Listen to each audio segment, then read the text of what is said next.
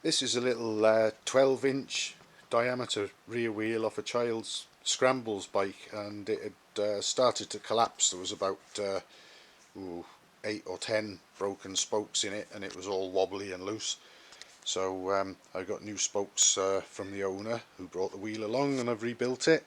And just as usual on the sort of bigger, more powerful road bikes, I've rebuilt it and trued it, and this is just to sort of have a look and a check. And as usual, I got my string line here, so we'll have a look at that for a moment. It's another full width hub wheel with spokes the same length on both sides. Incidentally, there are dedicated inners and outers. There's slightly different bends on them towards the heads. The angles differ slightly, so there's inners and outers, as is often the case. Now we have a look here, edge of the rim, the string, and we can just see it's just laying proud of the spokes there as they go into the flange of the hub. And if I pull the string round underneath, we might be able to do this.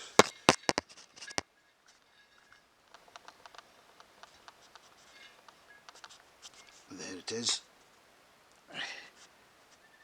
We can see about the same there. In fact, I'll set the string up a little bit better so I can pull it tighter underneath.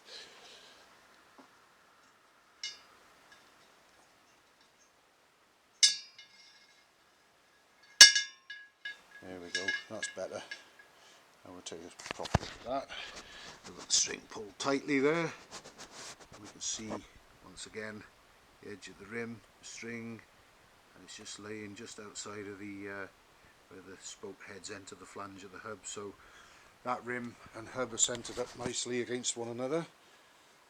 Get the string out of the way. Now then, next up, give it a spin. Check out for any side to side run out. One full rotation of the clock is a millimetre. We've got about 1/4 of a millimetre side to side there, that's good. And I'll just move the gauge now and we'll check for radial or up and down run out.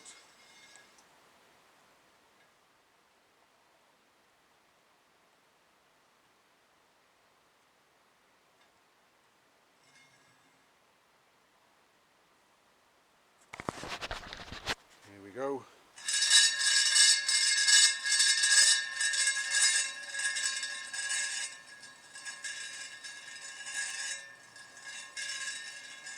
And we're within 1/2 millimetre radial run out, and that, as usual, allows for the blip where the weld is, where the two ends of the rim meet, so that'll do nicely. And finally, some music. Now there's only 32 spokes in this wheel, 16 each side, so here we go.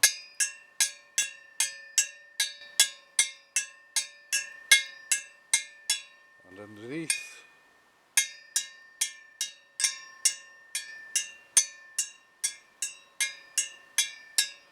There we are, they all 32 of those seem to play pretty much the same note to my tone deaf ears anyway.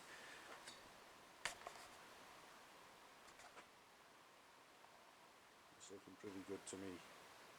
Hell of a lot better than it was when it came here, that's for sure. So I've only got to wait for an inner tube to arrive because it had a puncture as well, and the owner's got a new tyre for it. And when they arrive, probably tomorrow or the day after, we'll fit the tyre, blow up the tube, and the owner can have that back, and the young person can enjoy their scrambles bike once more.